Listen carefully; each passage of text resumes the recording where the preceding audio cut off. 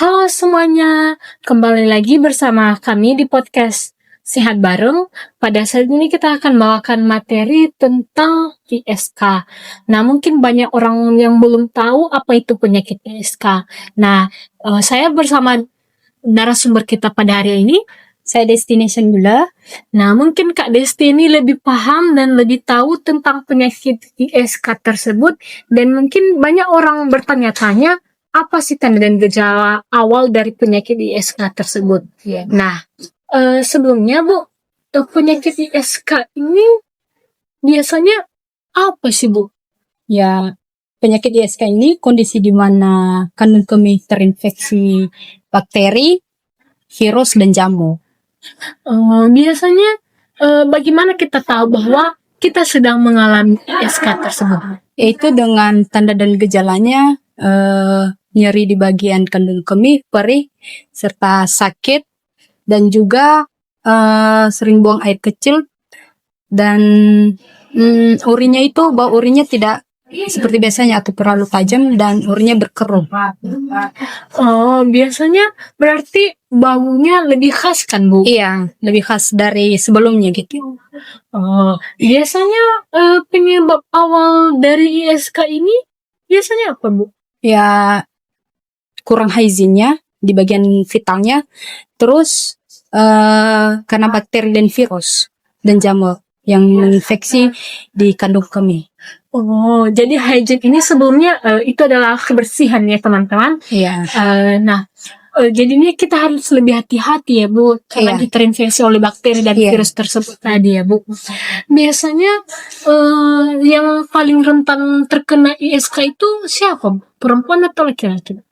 Kalau yang lebih rentangnya itu dia lebih rentan pada perempuan, karena perempuan ini kan di bagian kemaluan itu kan ada 3 gitu.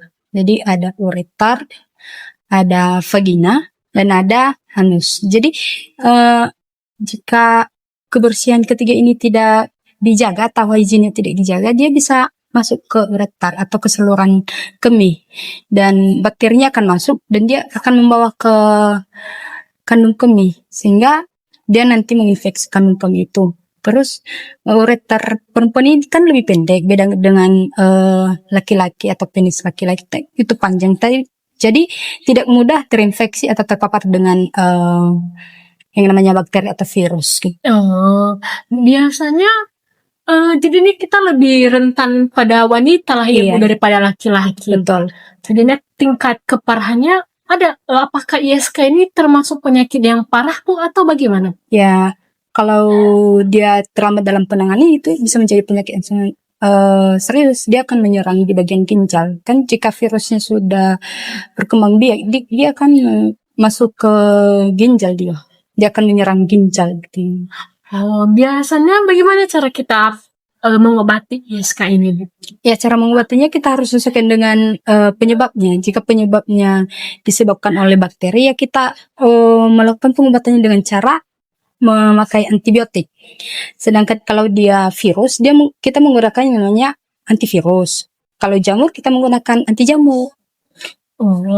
Jadi kita harus sesuai dengan bakteri atau virus penyebab dari infeksi tersebut lah ya Bu. Jadi bagaimana cara kita mencegah awal gitu, pencegahan awal supaya kita terhindar dari penyakit ISK ini? Cara mencegahnya sebenarnya cukup mudah. Tapi terkadang orang-orang kurang memperhatikannya gitu kan. Jadi cara mencegahnya itu dengan menjaga hygiene di bagian vital. Di bagian vital setelah membuang air kecil atau BAB, kita mencucinya dengan air bersih dan mengalir. Jadi cara mencucinya pun jangan dengan cara gosok depan belakang. Jadi harus arif dia gitu. Karena dengan kita menggosok kanan kiri depan belakang kan dia kumannya bisa bolak-balik nih gitu. Jadi ini harus dari atas lah baru dibersihkan, harus lebih bersih gitu. Jadi kita harus lebih memperhatikan kebersihan kelamin kita lah ya. Sama lebih bagus ada lagi cara mencegahnya, yaitu dengan tidak menahan kalau mau buang air kecil jangan ditahan, buang langsung gitu. Oh iya, keseringan banyak yang menahan-nahan air Iya. kecil dia. Soalnya kayak gantung mau Kalau berkencing kalau gitu. sesekali sih nggak apa-apa, cuman jangan sering gitu. Iya. Dan selanjutnya minum air sesuai banyak. dengan kebutuhan kita. Nah, itulah beberapa cara mencegah dari ISK tersebut. Karena ISK ini termasuk penyakit yang serius. Nah, mungkin demikian yang bisa kita bahas. Mungkin kita akan membahasnya di pertemuan berikutnya yang lebih mendalam. Mungkin demikian yang bisa kami sampaikan bersama narasumber kita pada hari ini. Kita akan kembali di pertemuan selanjutnya. Terima kasih ya Bu atas waktunya.